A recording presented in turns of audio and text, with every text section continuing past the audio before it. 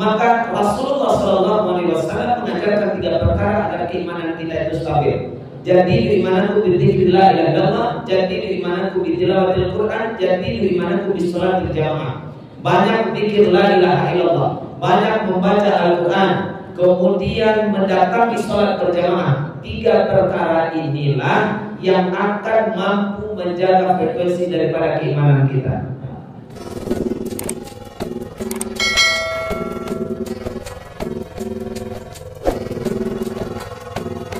Bapak Ibu yang berbahagia, waktu bergulir begitu cepat.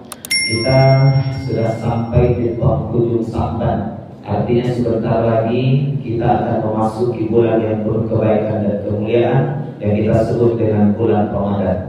Ramadan telah dilampaui pintu. Aroma Ramadan telah mulai tercium oleh kita. Maka masing-masing kita pun telah berupaya untuk mempersiapkan diri sebaik-baiknya. Aku yakin dan percaya Bapak Ibu yang hadir pada kesempatan pagi hari berbahagia ini, jauh-jauh hari sebelum ini juga telah mempersiapkan dirinya dengan sebaik-baiknya. Bapak Ibu yang berbahagia, pagi hari ini saya ingin sajikan makna daripada ibadah puasa dalam perspektif tasawuf dan fikihnya.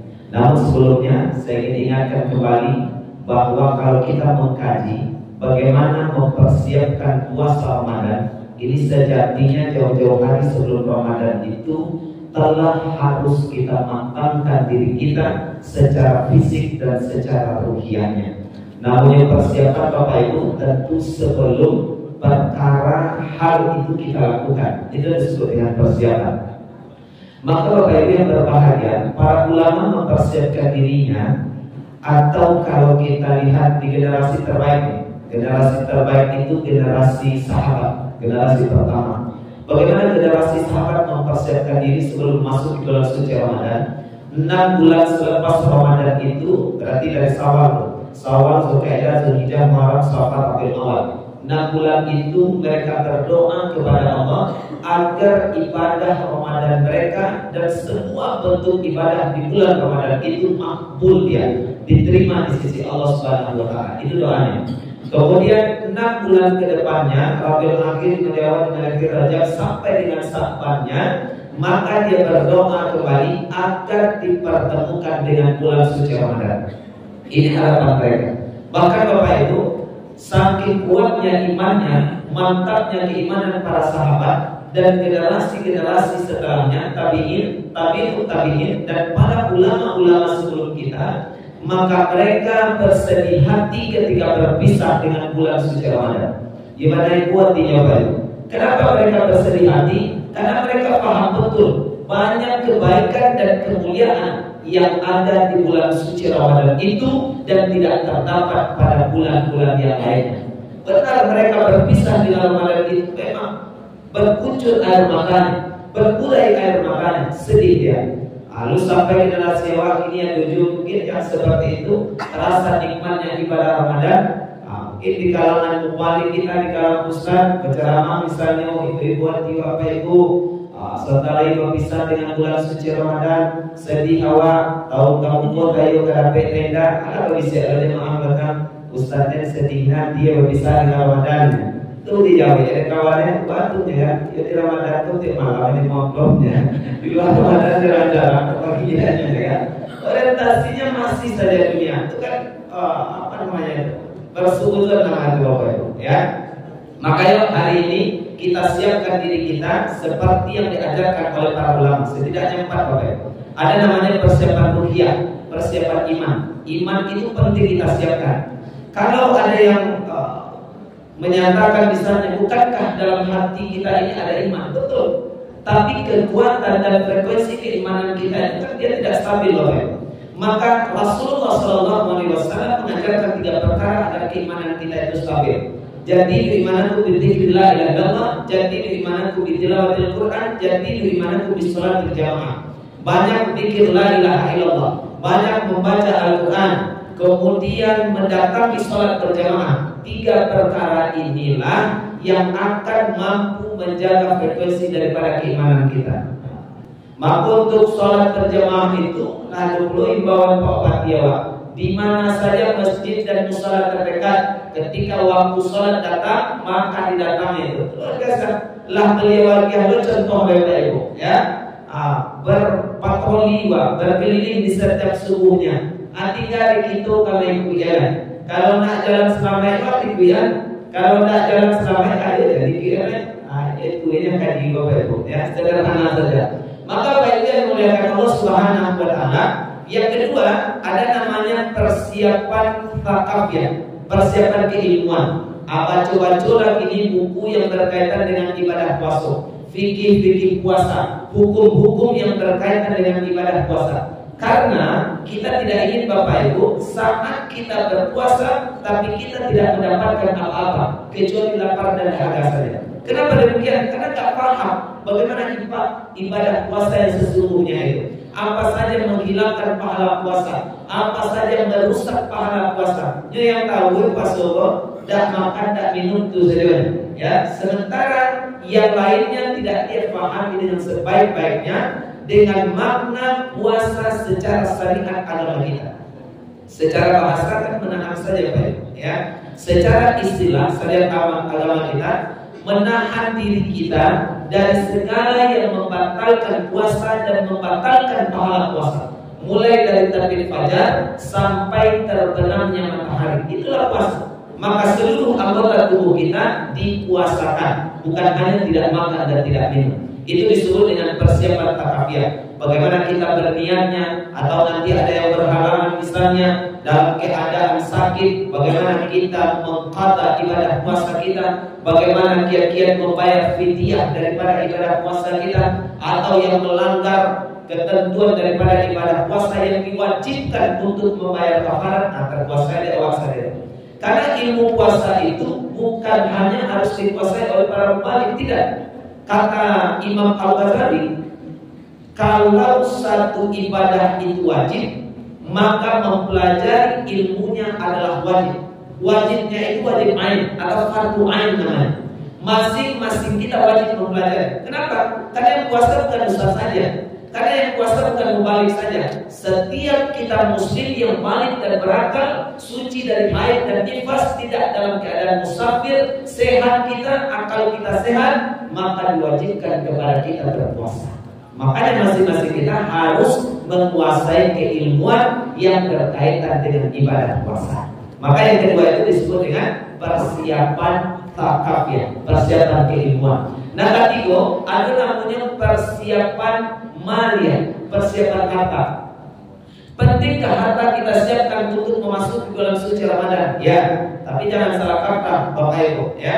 Persiapan harta ini bukan untuk kebutuhan dan urusan duniawi kita. Jangan kita berpikir misalnya, bulan Ramadan kebutuhan ekonomi memang meningkat, maka perlu pitih banyak, ya, untuk pakaian baru menjelang Lebaran, kue-kuenya segala macamnya, gorden nak baru lo, karpet nak baru, sofa nak baru, untuk pasangan yang tidak diperbarui kan. Bapak Ibu yang berbahagia, setelah itu ini bukanlah yang kita maksud untuk persiapan maliyah itu, tapi persiapan maliyah dalam urusan ukhrawinya, urusan akhiratnya. Apa maknanya? Misalnya, sederhananya, ketika Ramadan akan masuk, kita sisihkan sebagian daripada harta kita untuk kita belanjakan di jalan Allah Subhanahu wa taala. Wah, misalnya, yang tiba 300.000, aku nak bayar setiap malam 10.000. Ini kita siapkan harta kita ini. Itu contoh sederhana itu, ya. Mau 3 juta misalnya, Bapak Ibu sisihkan hartanya tiap malam akan berinfak 100.000 misalnya, silakan saja sekemampuan kita. Dan tidak ada keterpaksaan. Inilah yang disebut dengan ibadah secara mukhlis, beribadah secara ikhlas kepada Allah Subhanahu wa taala. Karena ikhlas itu adalah ruhnya dari setiap ibadah yang kita kerjakan. Bapak Ibu yang berbahagia, maka siapkanlah harta kita untuk kita belanjakan di jalan Allah. Saya sering sampaikan Bapak Ibu yang berbahagia bahwa perkara harta ini hanya ada 3 bentuknya. Yang kita makan, dia hanya akan menjadi kotoran. Makan ini bisa cepat oleh apa Ibu, ya. Tiap hari kita makan, besok kita buang lagi. Sekarang kita masukkan, besok kita buang lagi. Kalaulah tidak hanya membuang Pak Ibu, itulah dua badan. Bagian rumah sakit. Nah, kecil dokter kosong beli bapaknya kan, kurang makan sayur, makan buahnya.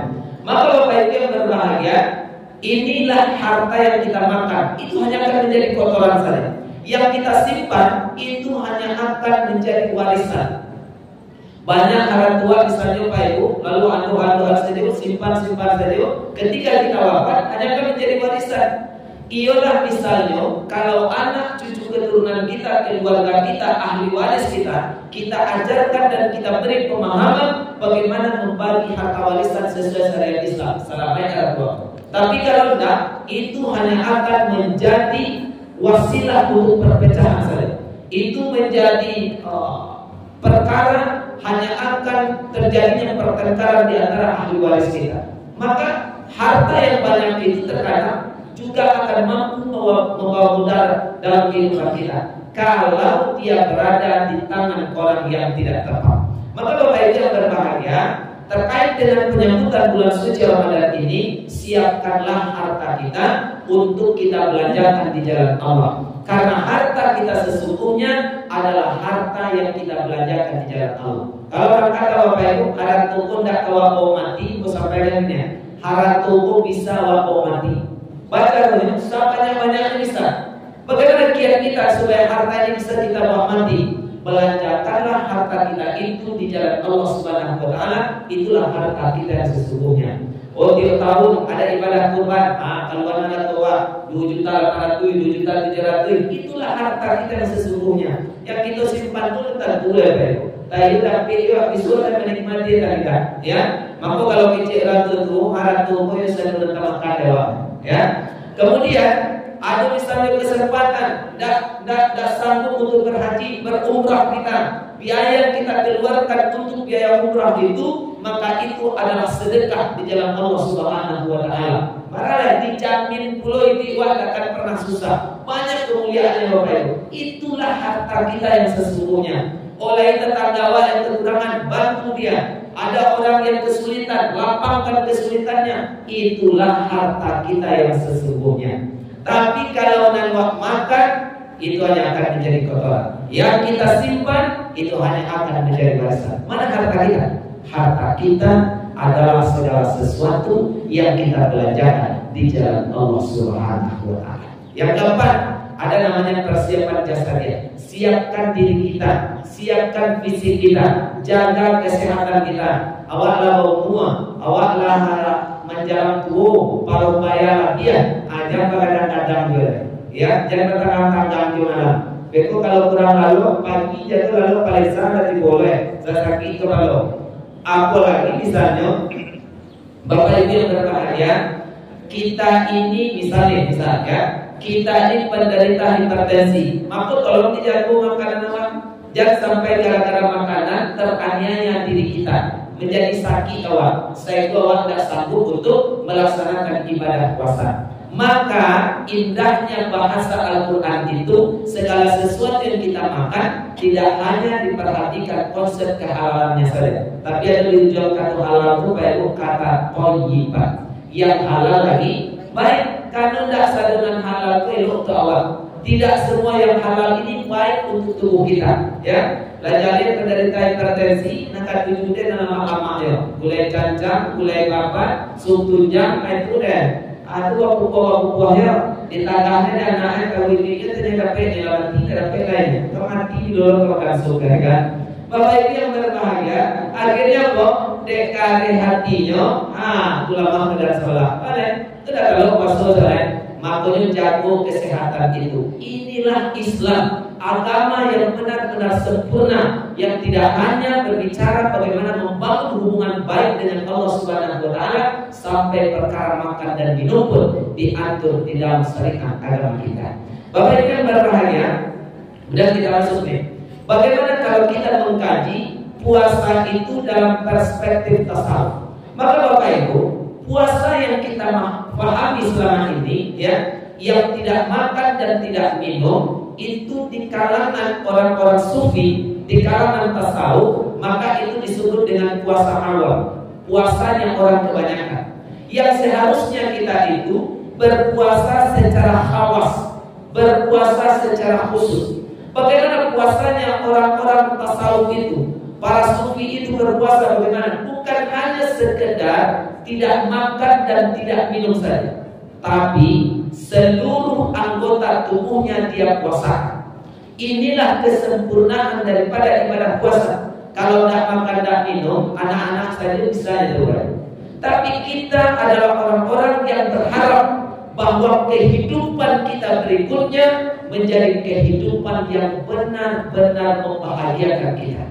Maka di dunia inilah tempat kita menentukannya. Lalu Allah hadirkan tiap tahun ini kepada kita. Ada bulan yang penuh dengan kebaikan dan keberkahan yang di dalamnya kita diwajibkan untuk berpuasa. Lalu apa yang harus kita lakukan? Kalau kita lihat kualitas daripada diri kita, Bapak Ibu, secara umum kita kan semua sudah Islam. Tapi dalam Islam itu ada level-levelnya, Bapak Ibu. Ada tingkatan-tingkatan yang harus kita naiki. Anak tangganya itu satu persatu. Kalau Muslim, semua kita sudah Muslim, ya. Lihat identitas kita, KTP awal, Islam di dalamnya, ya. Tapi Islam saja tidak cukup, harus naik di level kedua, menjadi seorang mukmin. Inilah dengan kualitas iman yang baik, maka kita akan menjadi seorang mukmin. Siapa itu mukmin? Orang yang memiliki keyakinan ini perintah Allah, ini larangan Allah, dan berusaha untuk mengikuti segala perintah Allah, berusaha untuk menjauhi segala larangan Allah. Ada keyakinan terpatri di dalam hatinya, itulah mukmin. Kenapa iman ini penting? Karena terkait dengan ibadah puasa, yang sanggup melaksanakan ibadah puasa dan yang diperintahkan untuk berpuasa adalah orang-orang yang beriman. Itu ayat kita semua sudah hafalkan, Bapak Ibu. Ayatnya Al-Baqarah 183. Siapa dipanggil oleh Allah coba? Yang dipanggil adalah orang-orang yang beriman. Ya ayyuhalladzina amanu. Bukan semua manusia, bukan juga semua orang Islam, tapi orang-orang yang beriman. Karena hanya orang yang berimanlah yang sanggup untuk melaksanakan ibadah puasa itu.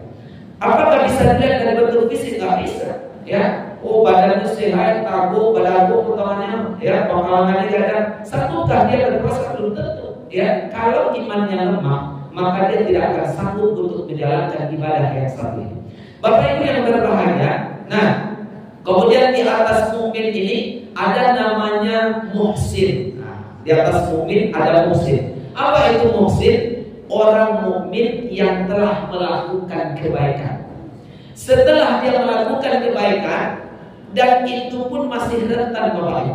Ada di antara kita yang memang cenderung melakukan kebaikan, tapi sayang dia tidak naik di level berikutnya, disebut dengan muhsin. Muhsin itu orang-orang yang telah melakukan kebaikan. Aku yakin dan percaya Bapak Ibu yang hadir ini kok tiap hari melakukan kebaikan. Ada saja kebaikan yang kita lakukan, tapi setiap kebaikan yang kita kerjakan itu sudahkah naik levelnya menjadi mukhlisin namanya, ya. Orang baik saja tidak cukup, tapi naik lagi levelnya menjadi mukhlisin, orang-orang yang ikhlas. Ikhlas itu Bapak Ibu mudah diucapkan secara lisan, tapi butuh perjuangan dalam kehidupan kita untuk mengamalkan dan menerapkannya secara mutlak dalam kehidupan kita. Kenapa demikian? Karena di dalam jiwa kita ini, kalau dalam bahasa tasawufnya Bapak Ibu, itu disebut dengan alam malakut. Di alam malakut ini terjadi peperangan antara tentara Allah dengan tentara iblis. Kalau tentara Allah menang, maka potensi takwa kita naik, ya. Kalau bahasa Al-Quran surah Asy-Syams itu kan ada dua potensi. Semua kita sama, Bapak Ibu, ya. Dua potensi itu ada. Ada potensi fujur, ada potensi takwa. Potensi fujur yang mendorong seseorang untuk melakukan kejahatan dan dosa. Ambo, apa ibu, awak, mas adil, siapapun kita yang hadir di rumah Allah ini bisa melakukan kejahatan dan berbuat dosa. Karena potensi itu ada dalam diri kita, ya. Ada kedua disebut dengan potensi takwa.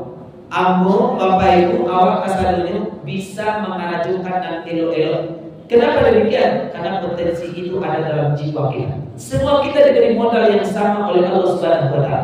Tapi coba lihat potretnya dalam kehidupan kita. Ada orang yang kita bilang menjadi orang yang baik, aku orang dah elok, kau pengkhianat kau penjilat kau apa? Itu namanya nanti Bapak Ibu. Kalau yang dominan itu adalah perilaku positif dalam kehidupannya, berarti yang menang itu adalah tentaranya Allah. Yang aktif itu adalah nilai-nilai takwa. Tapi kalau nilai takwa kalah, yang aktif adalah nilai fujur, maka dan muncul ke permukaan itu adalah perkara-perkara yang buruk saja. Dan cukup tuh Bapak Ibu, belum lagi naik satu tingkat lagi, disebut dengan muttaqin. Maka sebelum naik menjadi muttaqin itu Bapak Ibu, setiap aktivitas kehidupan kita harus dibungkus dengan ikhlas. Karena ikhlas itu adalah ruhnya dari setiap ibadah yang kita kerjakan kepada Allah. Apa makna ruh Bapak Ibu? Ruh itu yang menghidupkan. Nilai ibadah kita tidak akan pernah berpengaruh bagi jiwa kita. Dan hidupnya di dalam diri awakku Bapak Ibu kalau tidak dibungkus dengan keikhlasan. Maka saya sampaikan berulang kali bahwa ikhlas itu mudah secara ucapan, tapi butuh perjuangan untuk kita mengamalkan dalam kehidupan kita. Karena iblis dia tidak bersama dengan para tentaranya tidak akan membiarkan kita untuk bisa beribadah dengan khusyuk, beribadah dengan ikhlas kepada Allah Subhanahu wa taala. Hanya orang-orang mukhlis yang tidak bisa ditipu daya oleh iblis laknatullah. Begitu Bapak ya. Tapi kalau orang yang berilmu, ilmunya banyak, ilmu agama tinggi, ya, ilmu dunianya cukup segala macamnya, itu masih rentan. Kalau dia tidak ikhlas, tidak mukhlis dia, masih rentan ditipu oleh iblis bersama para tentaranya. Tapi kalau ahli ilmu yang dibungkus dengan mukhlis, dia menjadi insan yang mukhlis. Nah, ini kan orientasi daripada kehidupan kita beragama. Lihat Al-Quran surah Al-Bayyinah, ya. Yang diperintahkan itu mukhlishina lahuddin, ya. Memang ini adalah orientasi beragama kita. Ikhlas dalam beragama. Bagaimana ikhlas? Mengharapkan keridhaan Allah Subhanahu wa taala. Kalau kita kutip ungkapan dari para ahli sufi Bapak Ibu, ilaihi anta maqsudi wa ridha maqsudi. Siapa yang dia tuju? Yang dia tuju adalah Allah. Lalu kehidupan dunia ini hanyalah wasilah untuk menuju kepada Allah Subhanahu wa taala. Menjabat awak ini itu wasilah menuju Allah. Antah kok dalam masuk jabatan kok banyak hal kebaikan dan kita kerajukan. Dunia kok Tuhan apa itu? Saya maktur. Dunia kok keindahannya segala sesuatu itu. Nak sakalu aku jadi dunia apa? Kecil Nabi dalam hadisnya kalau perbandingannya hanya sekeping sayap lalat. Inilah dunia yang di dalamnya orang berebut untuk mencari kebahagiaan, yang di dalamnya orang bertingguh untuk mendapatkan kesenangan, yang di dalamnya orang saling sikut hanya untuk memperoleh jabatan. Padahal yang kita berebutkan itu hanya sekeping sayap lalat, dan itu tidak akan pernah dipandang Bapak Ibu oleh orang-orang yang mukhlis. Kalau terlihat dalam kehidupan dunia dia bersungguh-sungguh mendapatkan suatu kedudukan dan jabatan, tapi kita kan tidak pernah tahu orientasinya apa. Itu semua kembali kepada niatnya. Kalau orientasinya dunia, tidak beda dengan dunia itu. Di akhirat akan dibalas dengan neraka jahanam. Lihat Al-Quran surah Al-Isra, ya. Maka kalau orientasinya adalah ukhrawi, akhirat, maka meskipun orang menilai itu dunia dikaya, tapi kita tidak tahu Bapak, orientasi daripada niatnya itu ternyata adalah untuk menambah puing-puing kebaikan untuk bekal perjalanan panjang menghadap kepada Allah Subhanahu wa taala. Maka Bapak Ibu yang muliakan oleh Allah, terakhir naik levelnya menjadi muttaqin, orang-orang yang bertakwa kepada Allah Subhanahu wa taala. Inilah tujuan daripada ibadah puasa kita. Inilah tujuan daripada ibadah saum yang diperintahkan kepada kita. Takwa adalah nilai dan paling utama. Bukankah kita ini tidak melihat kemuliaan kita dari kedudukan, pangkat kita, jabatan kita, harta benda kita, bahkan bentuk fisik kita? Dan ditengok di Allah, dan ditengok itu adalah qulubukum wa a'malukum, hatimu dan perbuatanmu. Kalau hatimu sudah mukhlis, sudah ikhlas lillahi ta'ala, semua konsep kehidupanmu dengan dasar lillahi ta'ala, maka kehidupan awakku insya Allah akan dimuliakan oleh Allah Subhanahu wa Ta'ala.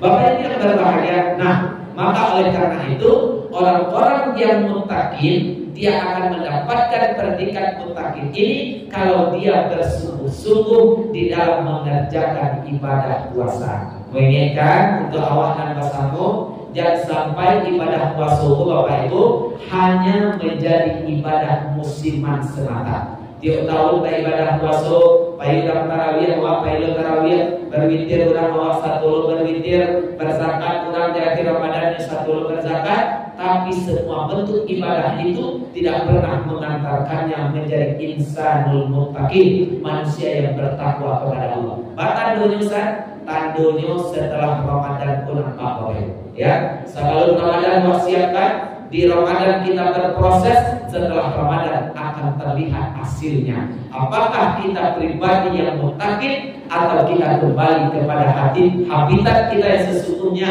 kembali menjadi insan yang menghidupkan nilai-nilai fujur dalam kehidupan ini. Banyak keburukan dan malakit pada diri awak. Bapak Ibu yang berbahagia, itu secuil dalam perspektif tasawufnya ya. Jadi puasa menurut orang sufi itu, orang tasawuf, tidak hanya makan dan minum saja dan ditahan, tapi seluruh anggota tubuh kita, pikiran, hati, mata, talingo, lisan ya, karena nanti berdusta, berbohong, sumpah palsu ya, menggunjing, semua itu menghilangkan pahala puasa. Itu nan harus wajabu Bapak Ibu. Wa hindari diri awak dari pakar-pakar dengan kata itu. Nah, bagaimana kalau kita tinjau dari perspektif fikihnya, hukumnya? Kalau hukum kan itu sadonya Bapak Ibu lah paham, lah mengerti bahwa puasa itu adalah salah satu ibadah yang difardukan kepada kita, yang terdapat di dalam rukun Islam kita. Bunyan Islami al-khamsin, syahadatu an la ilaha illallah wa anna Muhammadar Rasulullah, wa iqamis shalah, wa ita'iz zakah, wa shaum Ramadan, wa hajjul baiti idza sata'tum ilaihi sabil. Puasa Ramadan adalah salah satu ibadah yang difardukan kepada kita, dan dia termasuk ibadah yang muhdath. Apa itu ibadah muhdath? Ibadah yang telah diatur ketentuannya di dalam syariat agama kita. Bapak Ibu yang berbahagia, mudah-mudahan di bulan Ramadan kok dapat awal menjalankan ibadah puasa Ramadan dengan sebaik-baik ibadah, sehingga diantarkan oleh Allah Subhanahu wa Ta'ala untuk menjadi insanul muttaqin, manusia yang bertakwa kepada Allah Subhanahu wa Ta'ala. Jaga diri awak selama proses ibadah itu, tanamkan pertama konsep keikhlasan kepada Allah Subhanahu wa Ta'ala. Kemudian berpuasa kita laksanakan itu adalah sebagai sahrul madrasah, bulan pendidikan, yang ketika kita tamat dari pendidikan itu, naik level kita, diangkat derajat kita, karena banyak kemuliaan yang akan didapatkan oleh para insanul muttaqin, orang yang bertakwa. Ada di Allah Bapak Ibu, tengok dalam Al-Quran surah Al-Alaq ayat 2 dan ayat 3. Pertama, Allah hadirkan kepada kita solusi dari setiap kesulitan yang kita hadapi. Ya, di awal kan ada masalah Bapak Ibu. Ya, manusia hidup pasti memiliki masalah. Tidak ada yang tidak punya masalah. Maka solusinya bertakwa saja kepada Allah. Allah hadirkan jalan keluar dari setiap kesulitan kita. Lalu Allah beri kita rezeki dari arah yang tidak kita sangka-sangka. Siapa saja yang bertawakal kepada Allah, lalu dicukupkan oleh Allah kebutuhannya dunia dan akhirat, langkung cukup gano, cukup kita bertakwa, bertawakal, muhsin, lalu naik menjadi mukhlisin, lalu kita menjadi insanul muttaqin. Di mana kita dapatkan? Berproseslah nanti di bulan suci Ramadan. Namun di bulan suci Bapak Ibu, maka mari sebelum memasuki bulan suci Ramadan ini, kita sucikan hati, kita sucikan pikiran, kita buang jauh-jauh rasa dendam, kebencian, perasaan yang tidak lama kepada dosa-dosa awal. Bapak Ibu yang berbahagia, pada kesempatan itu hari ini perlu diambil, ada sesuatu hal yang harus merasa penting untuk kita luruskan, ya.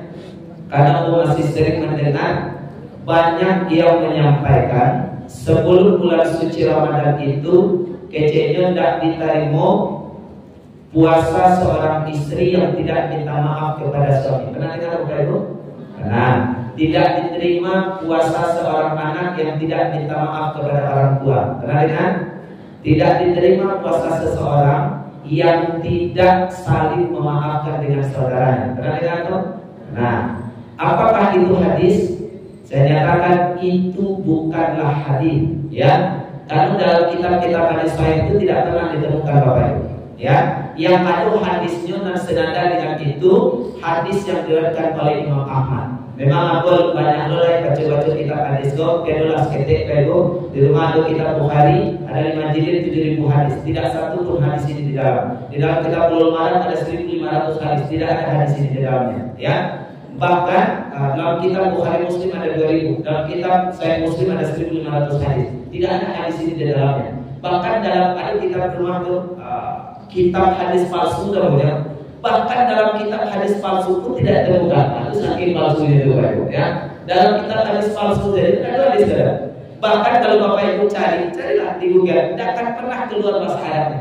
Dan keluar pasti bahasa Indonesia. Itu bukan hadis. Yang hadis itu yang diriwayatkan oleh Imam Ahmad.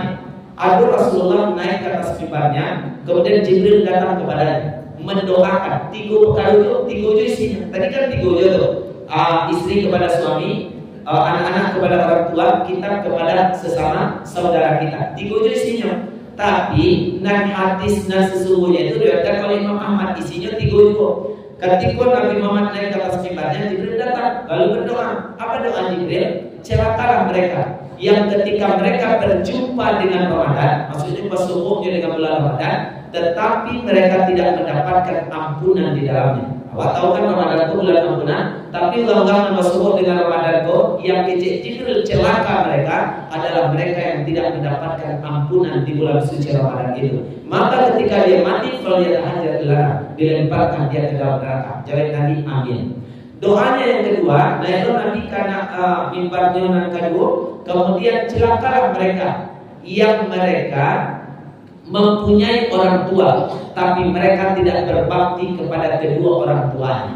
Maka ketika dia mati, mereka dilemparkan ke dalam neraka. Amin, kata Rasulullah. Doanya yang ketiga, celakalah mereka yang mereka ketika mendengar namamu disebutkan, lalu mereka tidak berselawat untukmu. Maka ketika dia mati, falyatahajjat ila nar, lemparkan saja mereka ke dalam neraka. Inilah tiga doanya Jibril yang diamini oleh Rasulullah Sallallahu Alaihi Wasallam. Entah ke Bapak Ibu ada bertemu hadisnya, boleh nanti kita diskusikan, ya. Entah Pak Abu lalu kita baca itu, ya. Kadang kan kita hadis itu banyak Pak Ibu, ya.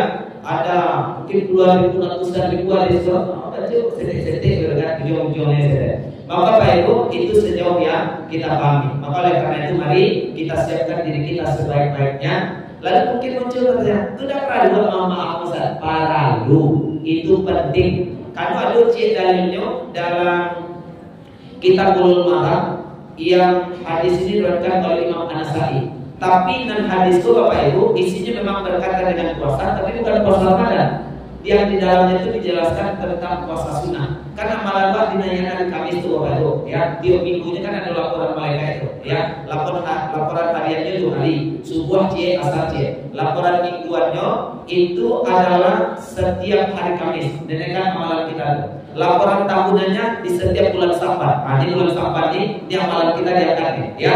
Di hari Kamis kok dak diangkat ibadah seseorang kok, apalagi ibadah puasanya, maksudnya puasa sunnahnya sedang kami kok, katikonya sedang bermusuhan dengan saudaranya. Mungkin hadis ini yang dikiaskan oleh orang-orang yang menyampaikan terkait dengan ibadah puasa. Tapi mari kita, aku sampaikan di awal tadi, sucikan hati, sucikan pikiran. Kau dapat memasuki bulan suci Ramadan itu Bapak Ibu, jangan ada dendamnya dalam hati wala. Jangan ada kebencian kepada saudara-saudara. Sehingga awak benar-benar nikmat menjalankan ibadah puasa.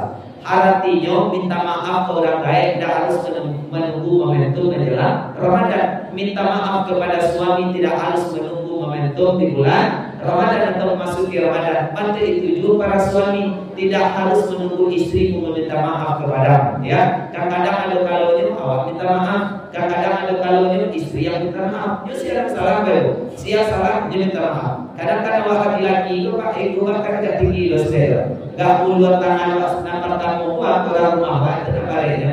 Rasul-rasul jatuh apa ya kan mawahnya awak tak dipakai dalam cerita itu arijal qawwamuna al-nisa. Laki-laki itu pemimpin kalau dia minta maaf kan. Nah, harus istrinya minta maaf. Itu tidak adil.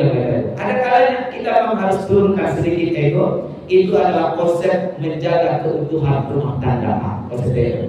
Jadi apa yang mengatakan Allah Subhanahu wa taala, kemudian dia saling memaafkan, saling meletur semua bentuk kesalahan. Karena dendam yang kita simpan dalam hati itu hanya menggerogoti ketenangan jiwa kita untuk menjalani kehidupan. Jadi itu sebentar Bapak Ibu, mari kita nikmati, mari kita jalani dengan sebaik-baiknya sesuai dengan konsep agama kita. Insyaallah, mudah-mudahan sesuai konsep agama menjalani kehidupan ini, hidupnya akan tenang secara lahiriah dan batinnya. Mudah-mudahan ya itu Bapak Ibu mendapatkan predikat takwa di Ramadan tahun ini. Kalau untuk dengan Bapak Samu Bapak Ibu kan ada jaminan untuk Allah masih bisa bertemu dengan Ramadan berikutnya. Ke Ramadan kini Bapak Ibu tayu ke semua partai enggak.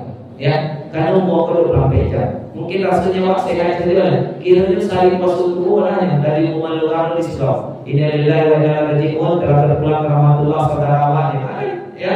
Makanya selalu perkara itu terjadi, yuk kita siapkan diri kita secara maksimal. Mudah-mudahan Allah hantarkan kita menjadi insanul muttaqin, manusia yang bertakwa kepada Allah melalui ibadah Ramadan kita. Demikian saja barangkali Bapak Ibu yang dapat kita uraikan pagi hari yang berbahagia ini. Semoga ada manfaatnya bagi kita semuanya terkait dengan fikih-fikih yang lainnya Bapak Ibu, hukum-hukum yang lain, baca rubayah fidyah, baca ronyo mempada, para ukurannya awak boleh membatalkan ibadah puasa kalau awak musafir misalnya, silakan dibaca kitab-kitab fikih itu secara utuh, secara sempurna, sehingga ibadah awak pun menjadi sempurna. Demikian saja, terima kasih untuk semua perhatian, maaf untuk semua kekurangan.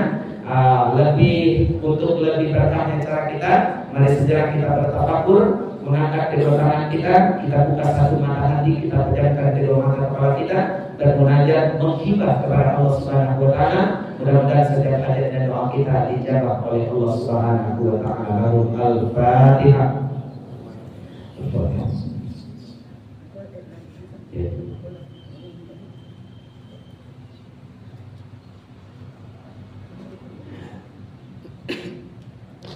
Na'udzubillahi minasyaitonir rajim. Bismillahirrahmanirrahim. Alhamdulillahi rabbil alamin wa aqibatul muttaqin wassalatu wassalamu ala asrofil anbiya'i wal mursalin wa ala alihi wa ashabihi rasulillahi ajma'in. Allahumma salli ala sayyidina Muhammad wa ala ali sayyidina Muhammad. Allahumma salli ala sayyidina Muhammad wa ala ali sayyidina Muhammad.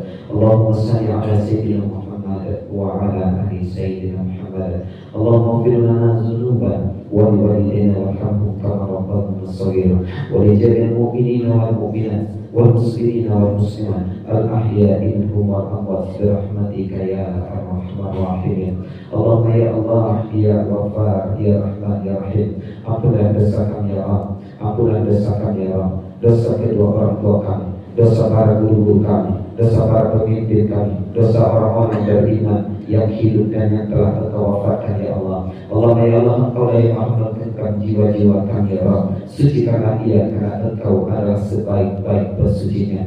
Allahumma ya Allah, maafkan kami terkadang kami lalai dalam beribadah kepadamu. Allahumma ya Allah, maafkan kami ya Allah, terkadang kami lebih takut kehilangan pangkat dan jabatan daripada kehilangan cintamu.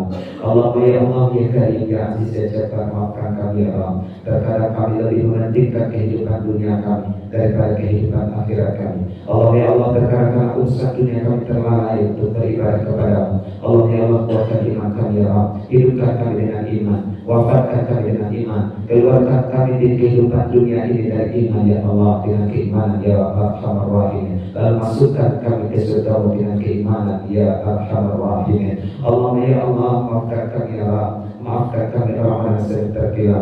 Maafkan kami ya Allah, terkadang kami tahu satu perkara itu adalah buruk, terkadang masih terkejarkan dalam kehidupan kami ya Allah. Allah ya Allah, Engkau yang maha pengampun ya Allah, Engkau yang maha maaf ya Allah. Jika Engkau tidak mengampuni kami, maka termasuklah kami golongan orang-orang yang merugi. Allah ya Allah ya Karim ya Aziz ya Jabbar, hadirkan cinta kasih sayang dalam hati kami ya Allah, hadirkan sakinah mawaddah warahmah dalam kehidupan rumah tangga kami ya Allah. Allah ya Allah, berikan dan beri dan karuniakan kepada kami ya Allah anak-anak yang soleh dan soleha, anak-anak yang mampu menyejukkan mata jika kami pandang, menghadirkan ketenangan kalau mereka di dekat kami ya Allah, menghadirkan kerinduan jika kami terpisah dari mereka.